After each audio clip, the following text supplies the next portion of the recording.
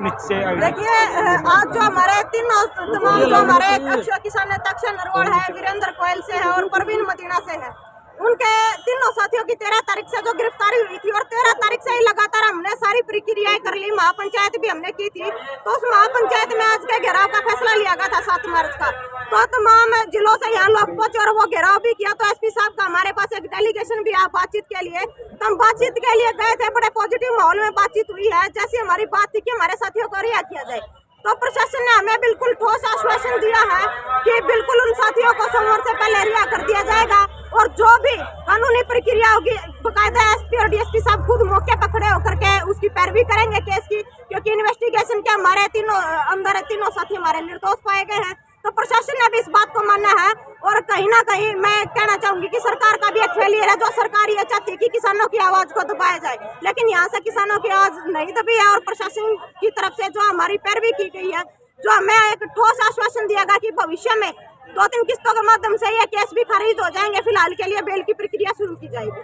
सोमवार तक अगर रिहाई नहीं होती तो फिर क्या रुक रहेगा? देखिए, जो कथूरा गांव में धरना हुआ है चिट्ठी जारी है और सोमवार से पहले ऐसा नहीं है कि हमारे साथियों को रिहा किया जाएगा। ठोस आश्वासन हमें मिला है। और अगली बात सुशील भाई बताओ। हमें इस बात की हुई कि प्रशासन जो है वो सरकार से ऊपर उठ के किसानों की मदद करना चाहता है। हमने एसपी साहब से जो मिले हैं ना, इसमें एक बिल्कुल क्लियर स्पष्ट संदेश ये आया है कि वो अपनी नौकरी को ताक पे रख के किसानों की मदद करना चाहता है। क्योंकि हमारी लड़ाई जो प्रशासन से कतई नहीं है, हमारी लड़ाई जो है सरकारों से है। और इसमें जो एक नई बात भी आज प्रशासन ने हमें बताया कि हाईकोर्ट ने संज्ञान लिया, किसी ने एप्लीकेशन लगाई है हाईकोर्ट में, PIL दाखिल की है, जिसमें से जो एक केस है वो CBI को ट्रांसफर हो चुका है। और ये अगर केस 3-4 दिन और इसी तरह पेंडिंग रहता है तो हो सकता है ये केस भी CBI के पास चला जाए, ताकि जो इन युवाओं का जो भविष्य है वो लंबे समय तक दांव पे लगा रहे। सरकार अपने आदमियों से PIL दायर करवा रही है।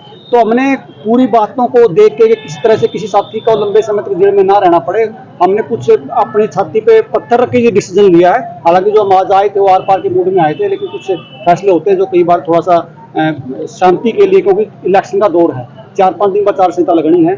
और हम इस बात का पता है कोई भी अपोजिशन का जो पार्टी का अगर एक पत्थर भी किसी को फेंक दिया तो यहाँ पे वो काम हो जाएगा जो खेड़ चौकटा में हुआ था। तो हम उस चीज़ से बच के हमने फैसला लिया। लेकिन प्रशासन से उम्मीद है कि 2-3 दिन में वो रिहाई कर दे, नहीं तो आगे प्रशासन के पास भी कुछ कहने के लिए नहीं बचेगा, फिर टकराव होना क्या होगा। फिर सरकार की जो आप गंभीर आरोप लगाए, सरकार की ऐसी मंशा के पीछे क्या नजर आ रहा है आपको जो किसान नेताओं को ऐसे पकड़? आप एक चीज देखिए कि 25 दिन की इंक्वायरी में भी जब प्रशासन ने ये मान लिया कि ये कहीं भी स्लिप नहीं पाए गए, उसके बाद भी सरकार जो है, कथूरा में 1 तारीख को 5000 लोग आते हैं, लेकिन सरकार का एक नुमाइंदा, एक ADC या कोई छोटे से छोटा अधिकारी, तहसीलदार अधिकारी भी बात करने के लिए नहीं आता। तो उनका संदेश साफ ये है कि किस तरह से आंदोलन को इलेक्शन तक जीत रखा जाए, ताकि कहीं न कहीं जो वोटों का उनको लगता है कि दुरुपयोग होगा, उसका उनको वोटों में फायदा मिले। तो सरकार की मंशा ठीक नहीं है, सरकार की मंशा ठीक नहीं है, ऐसे में सोमवार तक कैसे उम्मीद कर पा रहे हैं? हमने जो पहली बार बताई आपको बात कि प्रशासन पहली बार सरकार से बाहर जाके किसानों की मदद करना चाहता है। ऊपर नहीं जा सकता। देखो, अगर आप मतलब ऊपर का मतलब है वो अपनी कार्रवाई जो पूरी करेगा, उसको पता कि किसी भी फुटेज में ये कहीं भी संलिप्त नहीं है, तो अगर अपनी रिपोर्ट वो ईमानदारी से दे देगा तो सरकार से ऊपर ही मान लीजिए। सरकार तो चाहती है कि असली रिपोर्ट ना दे, लेकिन वो अपनी असली रिपोर्ट देना चाहता है।